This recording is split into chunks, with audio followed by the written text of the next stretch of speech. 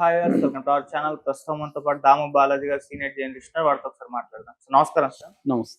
Sir, Jagan గారి గురువు గారు స్వరూపానంద స్వామి గారు పారిపోయారు హిమాలయాలకు అని చెప్పేసి వార్తలు ప్రచారం అవుతున్నాయి సార్. ఆయన సెక్యూరిటీ కూడా వద్దనుకున్నారు, ఆశ్రమాన్ని కూడా మూసేశారు, హిమాలయాలకు వెళ్ళిపోయారు అంటున్నారు. అసలు ఏం జరిగింది, ఎందుకు హిమాలయాలకు వెళ్ళిపోయారు, మరి పారిపోయాడు అని చెప్తున్నారు కదా, నిజంగా పారిపోయాడా? మీరేం చెప్తారు సార్? అంటే ఆయన ఆశ్రమాన్ని అయితే క్లోజ్ చేశాడని చెప్తున్నారు. రెండోది ఆయనే లెటర్ రాశాడు గవర్నమెంట్ కి, ఇట్లా నేను హిమాలయాలకు వెళ్తున్నాను, రిషికేష్కి, అక్కడ తపస్సు చేసుకుంటాను, చాలా కాలం పాటు నేను అక్కడే ఉంటాను, కాబట్టి నాకు సెక్యూరిటీ ఇచ్చారు కదా, సెక్యూరిటీని మీరు వెనక్కి తీసుకోండి అని గవర్నమెంట్కి లెటర్ రాశాడు. ఒకవేళ సెక్యూరిటీ లేకపోతే ఆయన ఎవరికి చెప్పకుండా వెళ్ళిపోయిండేవాడు, అప్పుడు పారిపోయినట్టు అయ్యేది. ఇప్పుడు కూడా ఏంటంటే ఆయనకి ఇంక విధి లేదు కాబట్టి చెప్పాడు. అంటే ఆయన ఎందుకు నిజంగానే అంటే ఇప్పుడు సెక్యూరిటీ వద్దు, ఆశ్రమం కూడా క్లోజ్ చేస్తానంటే పర్మనెంట్గా ఖాళీ చేసుకొని హిమాలయాలకు వెళ్ళిపోయాడా, అక్కడే ఉంటాడా? ఎందుకంటే ఆయన ఇప్పుడిప్పుడే రానని చెప్తున్నాడు. అంటే ఇక్కడ ఉంటే ఇంకా తనకి ఏమన్నా కేసులు పెట్టి అరెస్టులు ఏమన్నా చేస్తారని భయపడ్డా అనేది ఇప్పుడు చర్చ అనమాట. ఎందుకంటే ఇప్పుడు అసలు హోల్ ఇష్యూ మనం అర్థం చేసుకుంటే జగన్కేమో ఒక ప్రాబ్లం ఉంది. అదేంటంటే జగన్ ఫ్యామిలీలో క్రిస్టియానిటీని ఫాలో అవుతుంటారు వాళ్ళు. కాబట్టి జగన్ క్రిస్టియన్, హిందువులకి వ్యతిరేకి అన్న ఒక ముద్రని బలంగా తెలుగుదేశం కానీ, బీజేపీ కానీ, జనసేన కానీ గట్టిగా తీసుకొచ్చాయి. దానివల్ల జగన్కి డ్యామేజ్ మొదలైంది. ఇతను క్రిస్టియానిటీని ప్రోత్సహిస్తున్నాడు, క్రిస్టియన్ ప్రీస్టులకి డబ్బులు ఇస్తున్నాడు, తిరుమలని కూడా క్రిస్టియానిటీగా కన్వర్ట్ చేస్తున్నాడు, హిందూ దేవాలయాల మీద దాడులు చేస్తున్నాడు, విగ్రహాలు ధ్వంసం, ఇలాంటి ఒక నెరేటివ్ని బలంగా ఈ మూడు పార్టీలు కలిసి తీసుకొచ్చాయి. దీన్ని కౌంటర్ చేయడానికి జగన్ స్ట్రాటజీ ఏంటంటే హిందూ గురువుల్ని ఆదరించడం, హిందూ పద్ధతుల్ని ఫాలో కావడం, హిందూ ఫెస్టివల్లో భార్యాభర్తలు కలిసి కల్పించడం, సంక్రాంతి లాంటివి చేసుకోవడం, హిందూ ప్రీస్టులకు కూడా డబ్బులు ఇవ్వడం, ఇలాంటివి చేయడం మొదలుపెట్టాడు. అందులో భాగంగా ఈ విశాఖలో ఉండే శారదా పీఠం అయింది, దాని స్వరూపానందేంద్ర స్వామి సరస్వతి.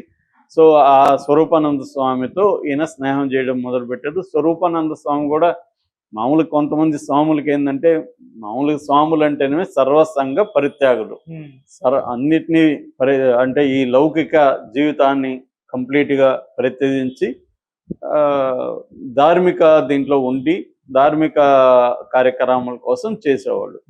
ఈ ధార్మిక కార్యక్రమాల కోసం గవర్నమెంట్ నుంచి ఫండ్ తీసుకోవడం, గవర్నమెంట్ హెల్ప్ తీసుకోవడం చాలా సంస్థలు చేస్తాయి. ఇప్పుడు మనకి నేను ఆ మధ్య ఒక 3 మఠాధిపతులతో ఇంటర్వ్యూలు చేశాను కర్ణాటకలో ఒక డాక్యుమెంటరీ కోసం.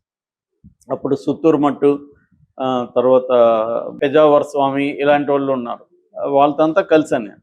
అక్కడంతా చూస్తున్నప్పుడు అక్కడ ఇలాగా సీఎంలతో కుమ్మక్కయ్యేది, సీఎంలతో అంటగాగేది, ఇవన్నీ కనబడలేదు.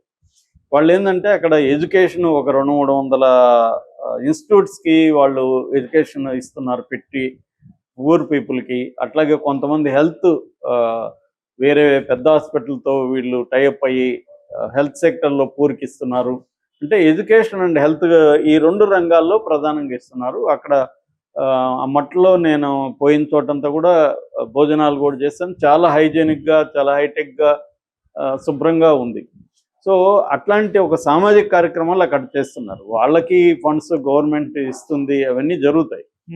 అయితే ఇలా లేరు. మనకేందంటే ఇక్కడికి వచ్చేసరికి ఈ స్వాములు, ఇతను కానీ ఇంకొంతమంది స్వాములు కానీ డైరెక్ట్గా గవర్నమెంట్లోకి ఇన్వాల్వ్ అయిపోవడం, గవర్నమెంట్లో ఒక లాబింగ్ చేయడం, ఇది పెరిగిపోయింది.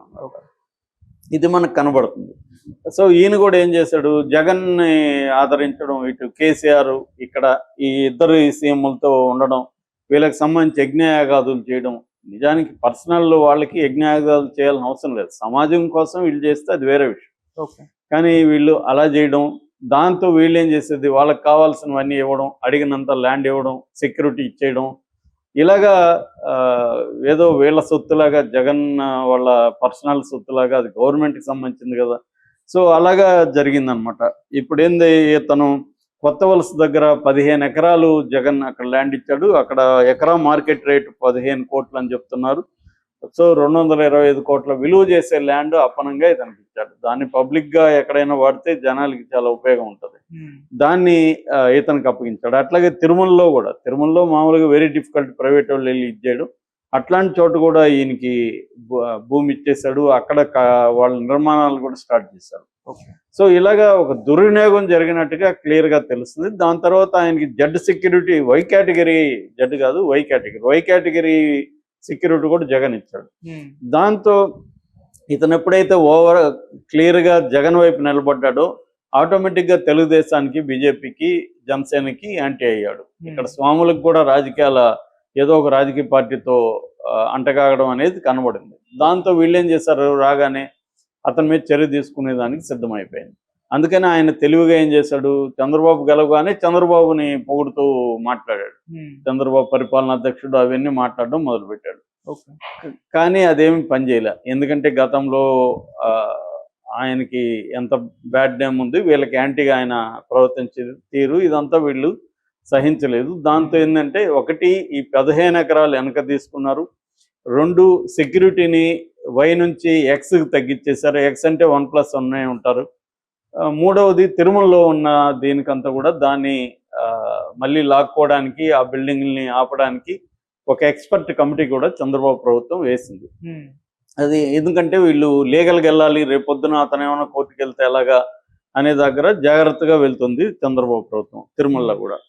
అలాగా అన్ని వైపుల నుంచి ఈయనకి ఇబ్బంది మొదలైంది. రెండోది అక్కడ ఆశ్రమంలో అనేక అక్రమాలు జరిగాయి, దాని మీద కూడా ఎంక్వైరీ చేయాలన్న డిమాండ్స్ కూడా వస్తున్నాయి. సో ఇది కానీ జరిగితే రేపొద్దున ఆయనకి తిరుమలలో ఉండదో, లేకపోతే ఇక్కడో జగన్తో కలిసి ఈయన కూడా అక్రమంలో ఉన్నాడు అని కానీ కేసు పెడితే రేపు ఆయన జైలుకి పోయే అవకాశం ఉంది. స్వామ్య గీమ అనేది ఇక్కడ చట్టానికి స్వాములైనా ఎవరైనా లోబడి ఉండాలి. So law of the land అంటారు. లా ఆఫ్ ద ల్యాండ్లో నువ్వు ల్యాండ్లో నివసించే ప్రతి ఒక్కరికి వర్తిస్తుంది. నేను స్వామి సార్ నాకు కుదరదంటే ఉండదు. మనం చాలా మంది స్వాములు ఏమయ్యారు మనం చూసాం. నిత్యానంద లాంటి స్వాములు విదేశాలు వెళ్ళి పారిపోయారు. కాబట్టి ఈయనకు కూడా ఆ భయం అయితే ఉంది. ఎందుకంటే డేరా బాబా వీళ్ళందరూ జైల్లో ఉన్నారు. అటు రాగా రేపొద్దున ఏమన్నా చంద్రబాబు కక్ష కట్టుకొని జగన్కి రేపు ఎక్కడి నుంచి కూడా హిందూ స్వాములను సపోర్ట్ లేకుండా చేయాలంటే ఇతనికి ఒక గుణపాఠం చెప్పాలని చంద్రబాబు ప్రభుత్వం అనుకుంటే ఇతను జైలుకి పోక తప్పదు. అందుకని ఎందుకన్నా మంచిది మనం అన్నీ వదిలేసి ఇక్కడ నుంచి ఖాళీ చేసి వెళ్ళిపోతే ఆ హిమాలయాలు ఎక్కడో రిషికేష్ ఇట్లా వెళ్ళిపోయి ప్రశాంతంగా అక్కడ ఉండొచ్చు. ఎందుకు వచ్చింది జైల్లో కూర్చున్న బదులు హిమాలయాల్లో కూర్చోవడం బెటర్ కదా అన్న ఆలోచనతో ఈయన వెళ్ళిపోయాడు అనేది ఇప్పుడు వస్తున్న వార్త. ఇందులో అది నిజముందా?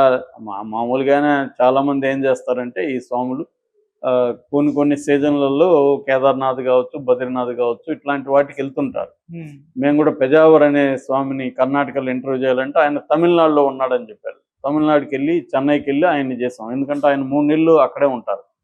అలాగా ఈ స్వాములు కొన్ని చోట్ల షిఫ్ట్ చేస్తుంటారు. అలాగా ఏమన్నా ఈయన వెళ్ళాడా, లేకపోతే ఈయన ఏంటంటే ఎక్కువ కాలం నేను అక్కడే ఉంటానని చెప్పడం వల్ల ఈ డౌట్లు ఇవన్నీ వస్తున్నాయన్నమాట. ఓవరాల్ గా జగన్ గురువు పారిపోయాడు అన్న వార్త వస్తుంది. జగన్ గురువును చంద్రబాబు తరిమేశాడు. అంటే చంద్రబాబు వ్యూహం ఏమై ఉండొచ్చు అంటే జగన్ గత అక్రమాలన్నింటినీ కరెక్ట్ చేయడం అనేది ఒక ఉద్దేశం అయితే, భవిష్యత్తులో జగన్కి ఏ హిందూ గురువు కూడా ఓపెన్ గా సపోర్ట్ చేసే పరిస్థితిని కట్ చేయాలి. కట్ చేయడం వల్ల జగన్కి ఉండే వ్యూహం ఏదైతే ఉందో మొన్న కూడా విజయవాడలో ఒక గురువుని కలిసి వచ్చాడు జగన్. సో వాళ్ళ నుంచి యాక్టివ్ సపోర్ట్ లేకుండా జగన్కి చూసుకుంటే